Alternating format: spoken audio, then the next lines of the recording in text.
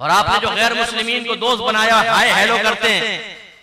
नौजवानों खास तौर पर याद रखिए, और इस लाइव प्रोग्राम की वसातत से जितने लोग मुझे सुन रहे हैं, आपसे बरोज़ क़यामत आपके गैर मुस्लिम दोस्त के बारे में सवाल किया जाएगा।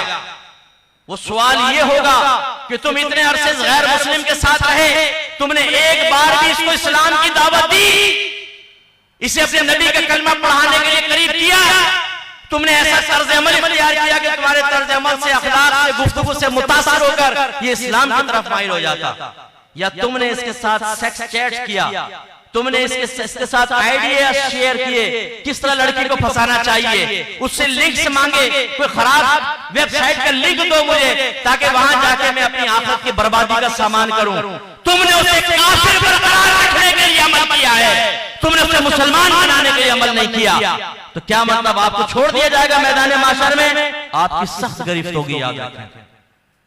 गैर मुस्लिम से दोस्ती वैसी हराम है, याद रखें, नहीं कर सकते आप दोस्ती।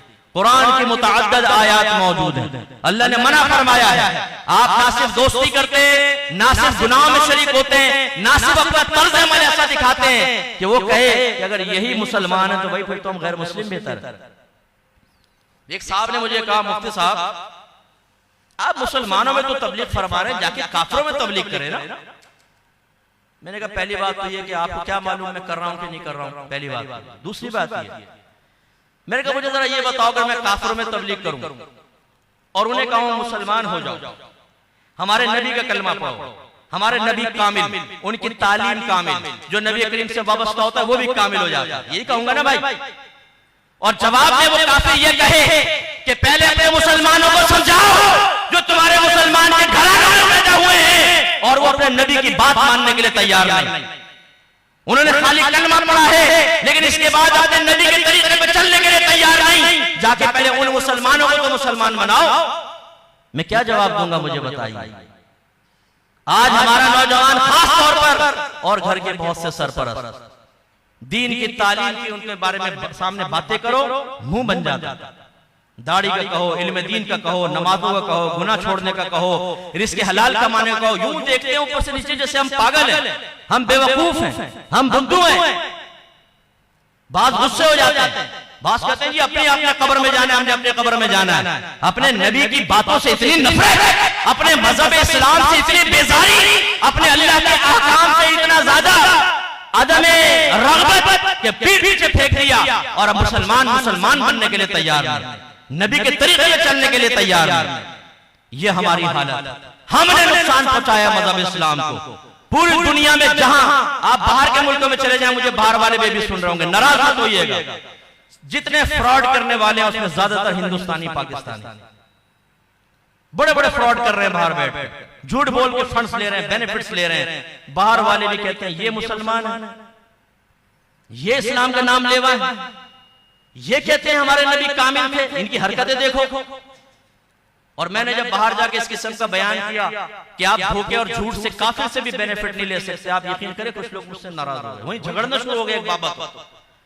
और दो मौलवी हजरात थे, वो खाना खाने बैठे तो मुझे कहने लगे मुफ्ती साहब देखें आप ना पब्लिक में ये बातें ना करें। मैंने कहा पब्लिक में ना करूं तो क्या टेबल के नीचे घुसकर बात करूं या अकेले कमरे में शीशे में अपने आप से बातें करूं? ओ भाई लोगों को तो समझानी चीज और कहां करूं। वहां एक लड़का ऐसा बैठा था जो उस महकमे में काम करता है जिसमें बेनिफिट जारी होते हैं, वो देते हैं बेनिफिट्स वगैरह। बाद में उसने बताया मुफ्ती साहब ये दो मौलवी भी झूठ बोल के बेनिफिट ले रहे थे, इसलिए आपको कहते हैं पब्लिक में बातें ना करें। ये हमारे मुसलमानों की हालत। पूरी मार्केट में बाद औक़ात सबसे ज्यादा करप्ट वो दुकानदार होता है जिसकी दाढ़ी होती है और माथे पे नमाज का निशान होता है, बाज़ औक़ात, हमेशा नहीं। हमारी अम्मी तो अक्सर लुट के आकर ये कहती थी अकमल मैंने तो दाढ़ी पर एतमाद करके उससे लिया, कमबख्त ने मुझे झूठ बोल के चूना लगा। यानी हमारे दिल में अपने मजहब इस्लाम की कोई वक़्त नहीं, बदनाम होता रहे, मावल्ला जलील होता रहे, इस्लाम की तरक्की रुकती रहे। हमने अपनी नफसानी ख्वाहिश पे चलना है। हमारे नबी ने ख्वाहिशात कुर्बान की, हमने नहीं करना है। सरकार ने अपना इलाका छोड़ा, हम अपने गोल को छोड़ने के लिए तैयार नहीं कि जो बुराई करने वाले हैं, जो गलत काम करने वाले हैं, हम गुनाहों को छोड़ने के लिए तैयार नहीं। तो इसलिए हकीकतन मजहब इस्लाम में लोगों की आमद का सिलसिला बंद करवाने में सबसे बड़ा किरदार हम लोगों का है। हम अलामत हैं, हमें ऐसा होना चाहिए था, कोई हमें देखता तो कहते अगर नबी के नाम लेवा ऐसे हैं तो हम ऐसा बनेंगे। हमारा अखलाक इतना प्यारा होना चाहिए, हमारा किरदार इतना नफीस होना चाहिए, हमारी गुफ्तार इतनी साफ सुथरी होनी चाहिए। लेकिन हमारी हालत ये